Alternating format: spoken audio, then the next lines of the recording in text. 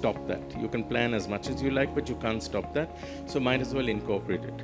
Having said that, on the people, and especially for Mumbai, you have fabulous tolerance. Everything is about, "Arey boss, it was wished for us. Oh, it is fate.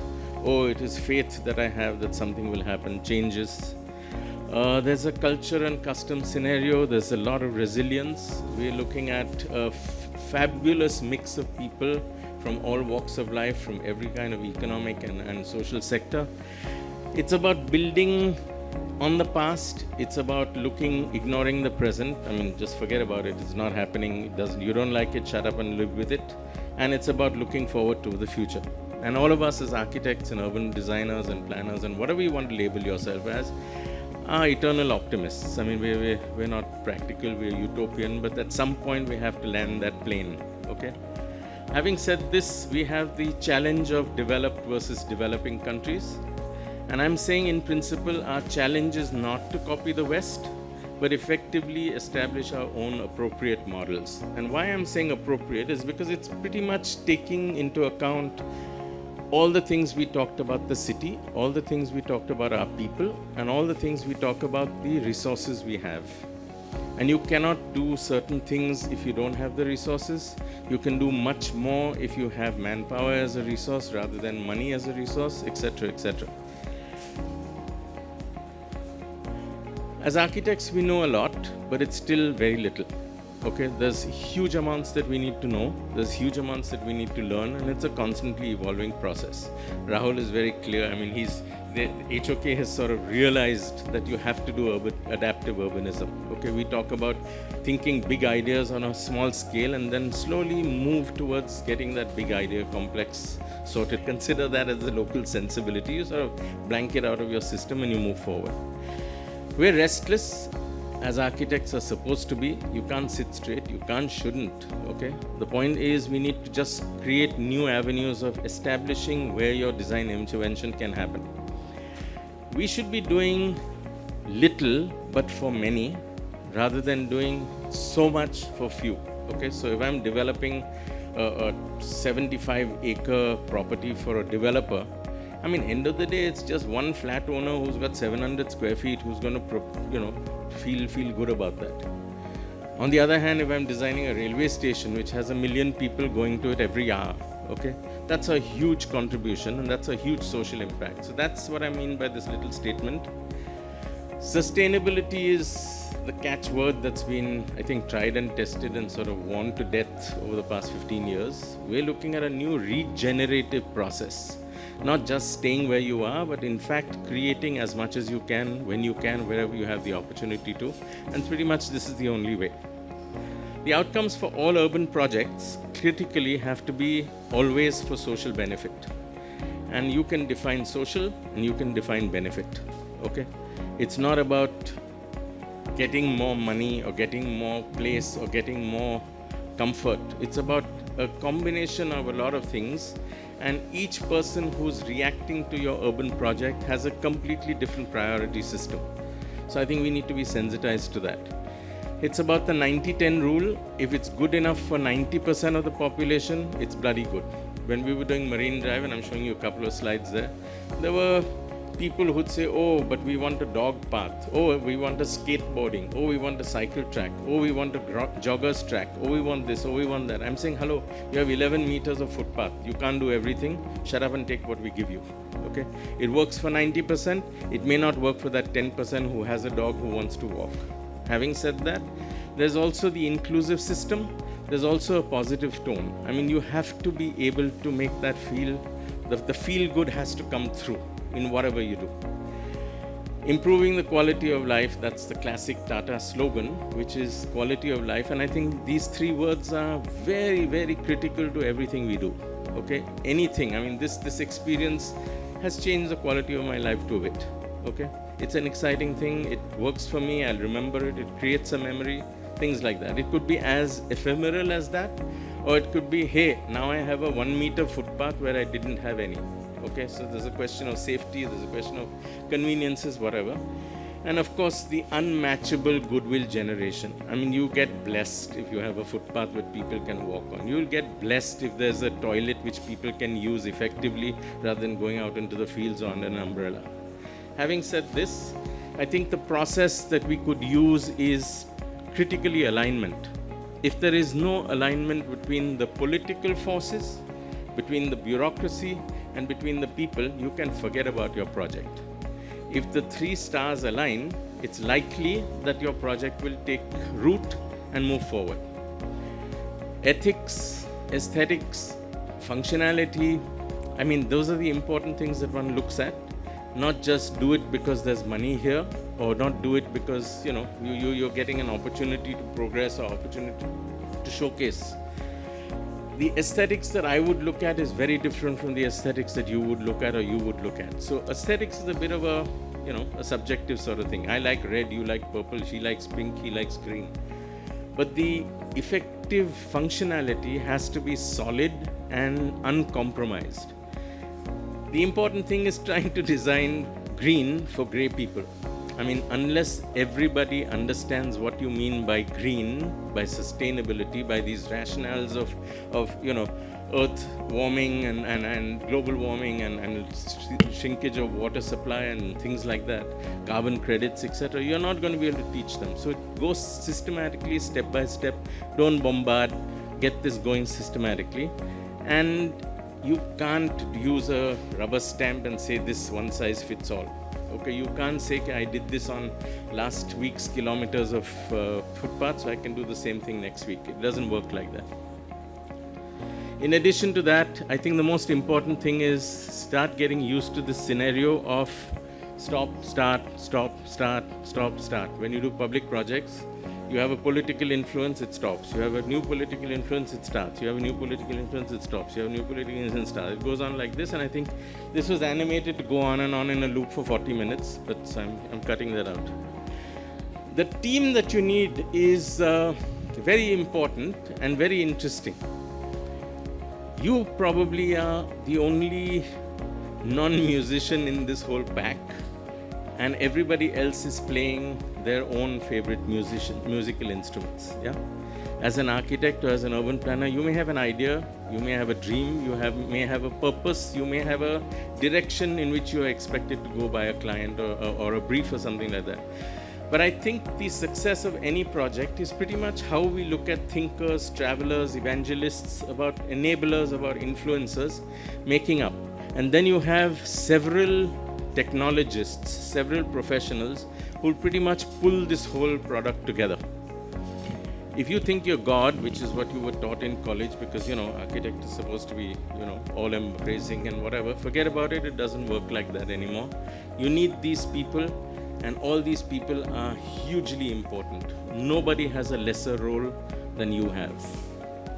Having said that, the work culture, I think it's critical. I don't think I've written sense of humor over here, but it's pretty much the most important thing you have to have, because you're told a lot of jokes along the way when you're doing your project, and you have to learn how to laugh about it. Having said this, it's about managing people, situations, crisis. There cannot be any ego. There has to be cause-driven and uncompromising design. You also have to know when to let go. I'm at that stage now where I've learned to let go. Okay, so having said that, Nilab is also saying I'm close. But having said this, I think it's important to understand the logic of the whole thing. Building public confidence. I mean, we've been seeing stuff that's happening. Okay, small interventions that happen. The public has got huge confidence that, hey boss, ho raha hai, ho sakta hai. So I've done the Bandra station, it's lovely, it's done. I've done Marine Drive, lovely, it's done. So there is some confidence level that ho sakta hai. So that's the important thing. Without clients, without patronage, without a professional brief, technically we cannot function. So that's important. Dialogue versus activism. The minute we make a little noise saying that we're a group of architects and we want to change the city and things like that, you'll be branded as as activist, boss. Nobody's going to listen to you. So you have to open this whole structure of dialogue, otherwise it's not going to work. And this, I'm talking through much experience over the past 35 odd years of wasting my life in urban projects. But having said this, harness public opinion, it works. And today you have the opportunity of social media, you have the opportunity of creating huge awareness. And that's the important thing. Exposure and awareness that can happen, positive stroking. Incorporate learnings, most important, because if you don't learn, you can't move forward. I'm looking at very quickly 4 or 5 projects that I have on the anvil. Marine Drive, just about collaboration and participation. I'm not going into details. It was about beyond beauty. I was told my brief was beautify Marine Drive, refurbish Marine Drive. I'm saying, what do you mean by beautify? Arey kuch to bhi karo yaar, paint it, do something, But we changed the whole story. We looked at different scales, at the local scale, at the experiential scale, and at the neighborhood scale. And the most important thing was we had a concept which it took us about 4 months to come to the concept that, boss, it's nothing. You don't want to do anything on Marine Drive. You want to just go there and feel yourself with nothing around you. That's basically the concept of nothingness. So Marine Drive, it's about how you structured it or how we structured it, and this is an important process. You understand the need or the requirement, the study, the objective, the ideas. You put a layer of context in terms of what's going to happen, where is it going to happen, is the coastal road going to come, are they changing the flyover, are they doing new plumbing lines along that, there are 31 utilities under the footpath, are they going to rip it all up? The third is see if you can get an environmental stroke ecological layer over it. And the only thing that we do now is basically the solution. And as you can see, that's the tip of the iceberg. Everything else under it is the most important thing. If you get anything wrong down there in that foundation space, you've lost your space. You've lost the plot. You can't move forward until you've got this sorted out, cracked out, down up. Having said this, we have to deal with this kind of thing at Marine Drive. We have to deal with this kind of thing on Marine Drive. We have to deal with this kind of thing on Marine Drive. This is not photoshopped. This was like 5 lakh people who came to see the air show one of those days when Marine Drive was almost done. Okay? And this was amazing because you never imagined that you'd be designing for a space like that, for an event like that, for the number of people like this. Logic was very clear. There was some broken stuff. You had to propose how you were going to fix it. You fixed it. There are lots of very, very fine details. I mean, the details is how the paving blocks go in a wave pattern. The details is how I have markers that signify everything that's happening along the way, etc., etc., etc. 1930 Marine Drive looked like this, 2004 Marine Drive looked like this, 2014 Marine Light looked like this. Basically, why fix it if it isn't broken? Okay? If it's not broken, don't fix it. Don't do change for change's sake. It's very critical that we understand this because all of us are direct interventionalists and think we can change the world, but sometimes you don't need to change it. It's pretty much good as it is. The second quick project is, this is a proposal that I've been pushing for the BST or with the BST for a long, long time, and it to me makes a lot of sense, but it's just never got any traction. Having said this, it's about the BEST assets and how we can use them. It's a sort of circular economy story. Having said this, it's about any additional revenue can help staff, help buses, help infrastructure, help the services. You can harness the buses' land, as in the BST lands, and they have 266 acres in the most prime locations in Mumbai. Then we look at their depots, their terminals, their staff quarters, and see how we can pull it all together. So the big ideas were adding terminal functions, connecting BST depots. I'm going through this very quickly, but all of them are full-scale projects if we want to do that, okay? Having said this, it's about last-mile connectivity, smart technologies. I mean, you can do whatever you like. Once you start getting your teeth into a project, it's very clear to start munching and chewing and masticating this whole thing and seeing what comes out of it, okay? But it's very interesting to go through that whole process and then identify your low-hanging fruit, see where you can go for it. In principle, on-street parking, in principle, we said that, listen, we can take this, and this is a very interesting example that I want to show you. Every kilometer has about 150 odd car park, okay? So if you have a BST depot there, 500 meters this side, 500 meters that side, you can pick off 600 odd cars. If you make a car park in that BEST space, you can take 600 cars off the road there, which means essentially every BEST stop point has a 1 kilometer space with zero parking. Now here's the point. If you want it to work, get it to make into a policy so nobody can park, or you can park like you park on the airport, drop the people off, take the luggage off, close the door and bugger off. Having said that, if you do that, that's great because you can use that, or you can go and park. If you look at it practically, the space freed up could be used for high quality non-motorized space. That same footpath that you see, out here with cars. The space has changed now to this kind of thing.